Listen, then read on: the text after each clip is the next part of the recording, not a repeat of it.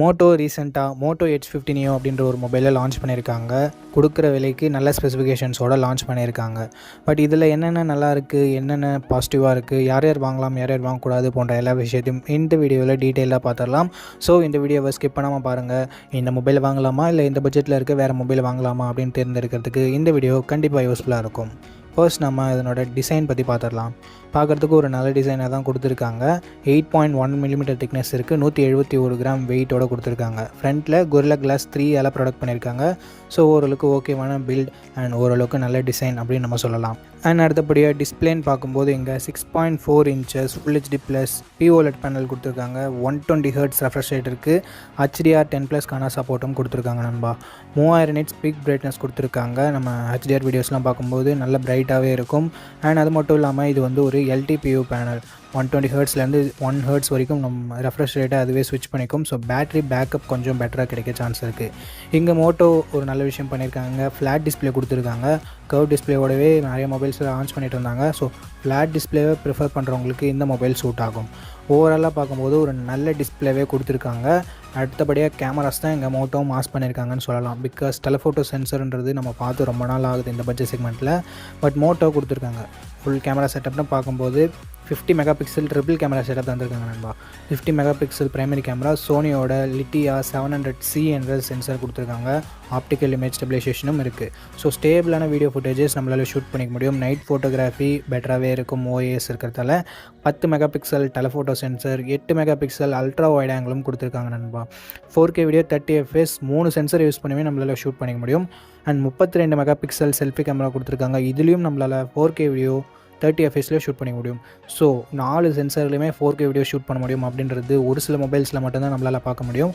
So அந்த விஷயம் இங்கே இருக்குன்றது ரொம்ப ரொம்ப பாசிட்டிவான விஷயம். கண்டென்ட் க்ரியேட்டர்ஸ்க்குலாம் இது பெஸ்ட்டு விஷயம் அப்படின்னு நம்ம சொல்லலாம்.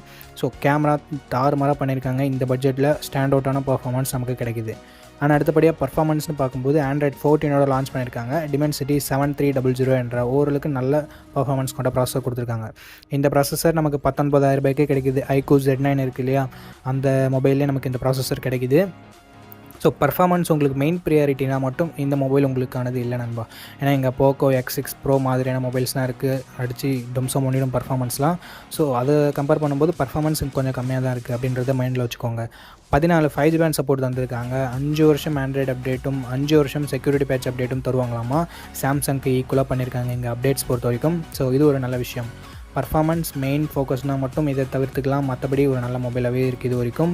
அண்ட் பேட்டரின்னு பற்றி பார்க்கும்போது 4310 mAh battery, 68 watt fast charging support, 15 what wireless charging சப்போர்ட்டும் கொடுத்துருக்காங்க. பேட்டரி பேக்கப் என்ன தான் கம்மியாக இருந்தாலும் ஒயர்லெஸ் சார்ஜர் கொடுத்துருக்கிறது ஒரு சூப்பரான விஷயம் அப்படின்னு நம்ம சொல்லலாம். அண்ட் அடுத்தபடியாக ஃப்ளாக்ஷிப் லெவல் ஃபீச்சர்ஸ்னு பார்க்கும்போது IP68 ரேட்டிங் கொடுத்துருக்காங்க. தண்ணியிலே கூட போட்டு நம்ம யூஸ் பண்ணலாம். அண்ட் மிலிட்ரி கிரேட் 810 Hz அப்படின்ற ஒரு மிலிட்ரி கிரேட் ப்ரொடக்ஷன் கொடுத்துருக்காங்க. ஸோ மற்ற மொபைலை கம்பேர் பண்ணும்போது கொஞ்சம் ஸ்டோடியாக இருக்கும்ன்றது எதிர்பார்க்கலாம் நண்பா. NFC-க்கான சப்போர்ட் இருக்குது. ஸ்டீரியோ ஸ்பீக்கர் சப்போர்ட் இருக்குது. டால்பி அட்மாஸ்மே கொடுத்துருக்காங்க. பட் 3.5 mm ஆடியோ ஜாக்கும் SD கார்டு சப்போர்ட்டும் இல்லை நண்பா. 8GB 256GB வேரியண்ட்டை இப்போதைக்கு 24,000 ரூபாய்க்கு ப்ரைஸ் பண்ணிகிட்ருக்காங்க. ஸோ 24,000 ரூபாய்க்கு ஒரு தரமான கேமரா செட்டப், ஓரளவுக்கு டீசெண்டான பர்ஃபார்மன்ஸ், நல்ல ஃபாஸ்ட் சார்ஜிங், ஒயர்லெஸ் சார்ஜிங், நல்ல டிஸ்பிளேவோட ஒரு நல்ல ஆல்ரவுண்டிங் மொபைலாக மோட்டோ H50 Neo கிடைக்குது நண்பா. இதுக்கு முன்னாடி இந்த மாதிரியான வேல்யூவோட இந்த ஸ்பெசிஃபிகேஷன்ஸோட மொபைல்ஸை அவ்வளோவா பார்க்க முடியாது. பட் மோட்டோ இப்போ மறுபடியும் அதை இம்ப்ளிமெண்ட் பண்ணியிருக்காங்க. ஸோ என்னை பொறுத்த வரைக்கும் 25,000 ரூபாய்க்கு ஒரு ஆல்ரவுண்டிங் மொபைல் தான் வேணும் அப்படின்னு நினச்சிங்கன்னா மோட்டோ H50 Neo உங்களுக்கு பர்ஃபெக்டான ஆப்ஷனாக இருக்கும்.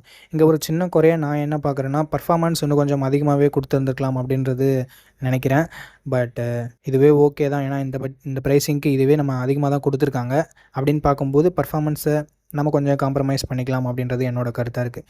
ஓகே நண்பா, என்னை பொறுத்த வரைக்கும் பர்ஃபார்மன்ஸ் மட்டும்தான் உங்களுக்கு மெயின் ஃபோக்கஸ்னால் நீங்கள் Poco X6 Pro கன்சிடர் பண்ணலாம். இல்லை Realme GT6 அந்த மாதிரியான மொபைல்ஸை கன்சிடர் பண்ணலாம். பர்ஃபார்மன்ஸ் எனக்கு அவ்வளோ வேணாம் ப்ரோ, கேமிங்கில் அதிகமாக விளையாட மாட்டேன்னா கண்டிப்பாக நீங்கள் மோட்டோ H50 Neo கன்சிடர் பண்ணலாம். ஓகே, அவ்வளோதான் இந்த வீடியோ உங்களுக்கு பிடிச்சிருக்கும் நம்புறேன். இன்ஃபர்மேட்டிவாக இருந்திருக்கும் நம்புறேன். இதே மாதிரி நிறைய யூஸ்ஃபுல் வீடியோஸ் நம்ம சேனலில் தொடர்ந்து வந்துட்டே இருக்கும். அதெல்லாம் மிஸ் பண்ணக்கூடாதுன்னா நம்ம சேனலை சப்ஸ்கிரைப் பண்ணிக்கோங்க. நம்ம சேனலோட வளர்ச்சிக்கு ரொம்ப யூஸ்ஃபுல்லாக இருக்கும். இந்த வீடியோ பார்த்ததுக்கு ரொம்ப நன்றி. அடுத்த வீடியோவில் சந்திப்போம். நன்றி, வணக்கம் நண்பா.